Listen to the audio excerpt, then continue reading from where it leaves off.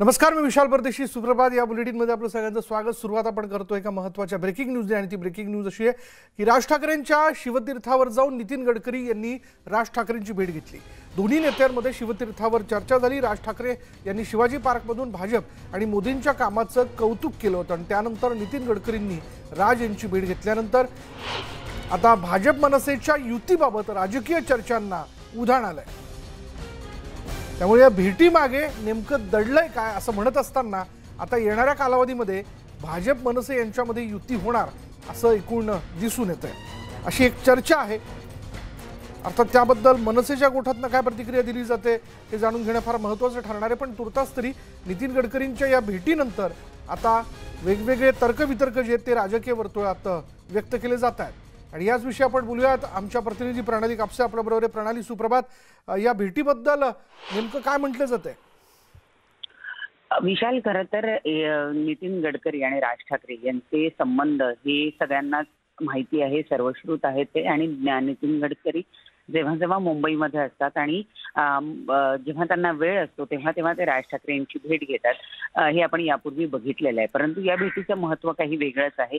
एकतर मुळात बघितलं तर राज ठाकरे यांनी नवीन घरामध्ये प्रवेश केल्यानंतर नितीन गडकरी हे एकदाही त्यांच्या घरी गेलेले नव्हते आणि त्यामुळे जेव्हा नितीन गडकरी वास्तव्याला मुंबईत आहेत असं कळलं तेव्हा राज ठाकरे यांनी त्यांना निमंत्रण दिलं आणि मिळालेल्या निमंत्रणानुसार नितीन गडकरी हे राज ठाकरे यांच्या शिवतीर्थावर पोहोचले आणि तिथे त्यांनी डिनर सुद्धा घेतलं. पण मुळात मुद्दा असा येतो की जेव्हा दोन राजकीय नेते आणि तेही एवढे मोठे नेते एकमेकांना भेटतात तेव्हा त्यांच्यामध्ये राजकीय विषयांवर चर्चा होणार हे तर स्वाभाविक आहे. त्यात जर गुढीपाडव्याचा मेळावा आपण राज ठाकरे यांचा बघितला तर त्यामध्ये त्यांनी भाजप आणि त्याचबरोबर मोदी यांचं कौतुक सुद्धा केलेलं आपण बघितलेलं आहे. इतकंच नाही तर सध्याची जी काही राजकीय परिस्थिती आहे त्या राजकीय परिस्थितीमध्ये त्यांचा संपूर्ण रोष, त्या संपूर्ण राग जो आहे तो महाविकास आघाडीवर व्यक्त होताना आपण बघितला.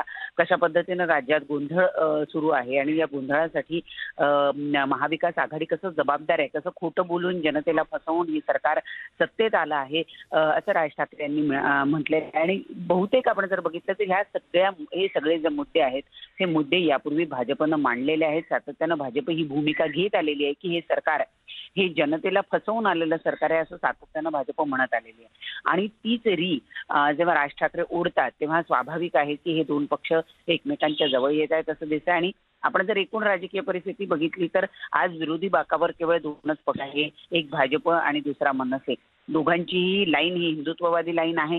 राहिला प्रश्न आता या मशिदी बाहेरच्या भोंग्याचा, तर आपण गेल्याच आठवड्यात बघितलं होतं की भाजपच्या मुंबईतल्या सगळ्या पदाधिकाऱ्यांनी, मुंबईतल्या आमदारांनी मुंबई पोलीस कमिशनर यांना पत्र दिलं होतं, त्यांची भेट घेतली होती आणि हे भोंगे ताबडतोब काढा अशी विनंती केलेली होती. आणि जेव्हा राज ठाकरे त्यांच्या शिवतीर्थावरून केलेल्या भाषणात जेव्हा हाच मुद्दा उपस्थित करतात तेव्हा कुठेतरी राज ठाकरे हे भाजपची बोली बोलतायत अशा पद्धतीची एक चर्चा जी आहे ती रंगू लागलेली. आणि त्यातच म्हणूनच हा मुद्दा चर्चेला येतोय की येत्या काळामध्ये राज ठाकरे म्हणजे मनसे आणि भाजप यांची युती होईल की काय.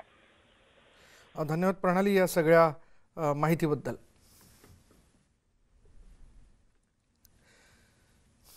आणि यानंतर बघूयात एक रोजचीच बातमी. हो, कारण तसं म्हणावं लागतंय, तसा पर्यायच आता उरलेला नाही. याचं कारणच आहे की पेट्रोल डिझेलच्या दराबद्दल किती बोलावं.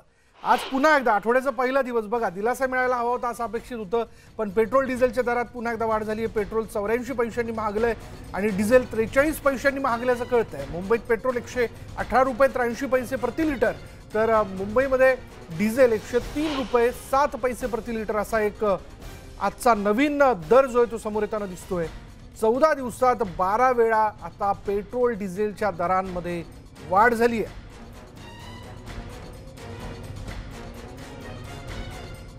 इंधनाचे एकूण दर जर लक्षात घेतले यामध्ये बघा, दिल्लीत पेट्रोल 103 रुपये 41 पैसे,